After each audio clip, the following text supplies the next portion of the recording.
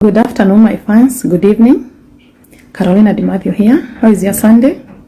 I hope Sunday yenyu iko poa. Mimi yangu haiko poa hata kidogo.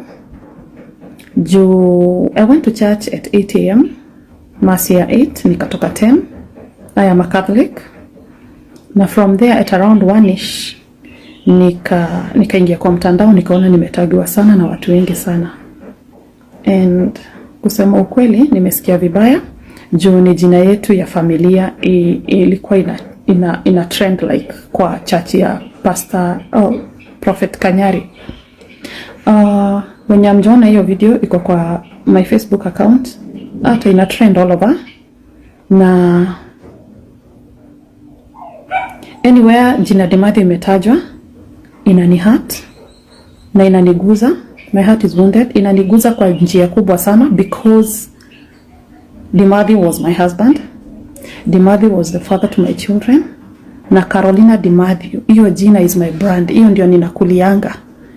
As in, ndio inanipeanga endorsements. Mie dire mugoda ogene maga. Ucio neguo ni maga. Na jina Carolina Dimathio nimeijenga for almost now 5 years. Rĩtwa rĩakwa rĩtiugĩrĩirio kũndũ ta TV-inĩ kana radio-inĩ.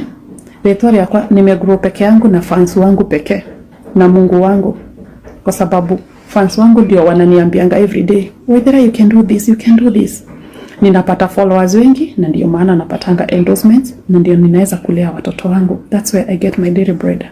So jina Dimathio kiguzwa imeniguza, and that's why I'm here.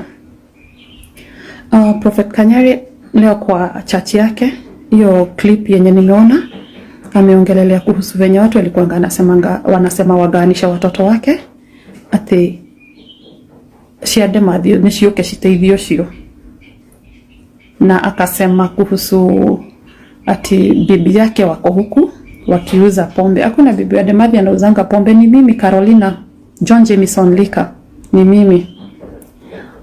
Na I own one explanation.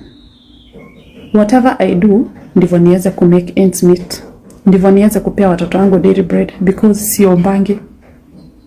I work like a donkey. I work day and night to make ends meet.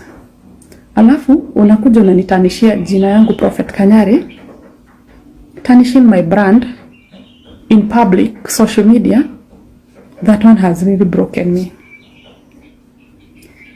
Umesema ati hadi kuolewa hikagagiumaga, na ndo nyenda komenya kudake hikire kuge after John akua, because the only, as far as I can remember, ndahikete ni John vya mwisho ndirega kuhika Prophet Kanyari. Niwaheteria muno.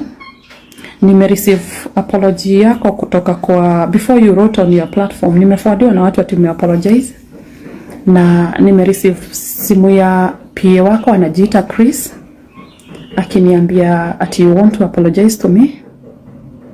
And what I would say, you've tarnished my name and the damage is already done. Hiyo jina ndio inanipeanga daily bread, Carolina Dimathio.